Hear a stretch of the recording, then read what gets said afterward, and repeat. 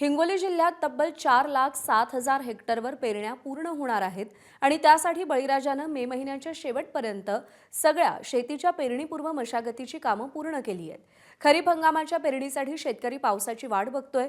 मृग नक्षत्र सुरू झालंय तेव्हापासून शेतकऱ्यांना पेरणीलायक पावसाची अपेक्षा आहे, पण तेव्हापासून आतापर्यंत पाऊसच झाला नसल्यानं शेतकरी आभाळाकडे नजर लावून बसलाय।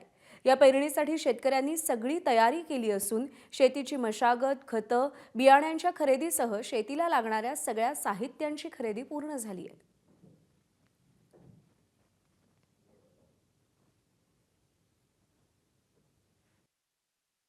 मृग नक्षत्र सुरू होऊन एक आठवडा पूर्ण झालेला आहे। अजूनही पेरणीलायक पाऊस झालेला नाहीये।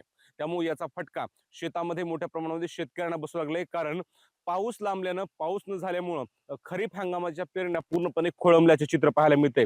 मी सध्या हिंगोली जिल्ह्यातल्या अशाच एका शेत शिवारामध्ये आहे आणि आपण या ठिकाणी बघू शकता, या ठिकाणी या शेतकऱ्याच्या वतीनं शेतामध्ये पूर्णपणे पेरणी पूर्ण मशागतीची कामे पूर्ण करण्यात आलेली आहे आणि आता मे महिन्याच्या शेवटच्या टप्प्यामध्ये या ठिकाणी हळद लागवडीसाठी बेड मारण्यात आले आहेत। हे ज्या बेड आपण बघताय ना, या ठिकाणी बेड मारण्यात आले आहेत आणि या ठिकाणी जोरदार पाऊस बरसल्याच्या नंतर हळद लागवड करता येईल अशी अपेक्षा शेतकऱ्याला होती। परंतु अजूनही पाऊस न बरसल्यामुळं पूर्णपणे या पेरण्यावर परिणाम झाल्याचं आपल्या ठिकाणी पाहायला मिळते।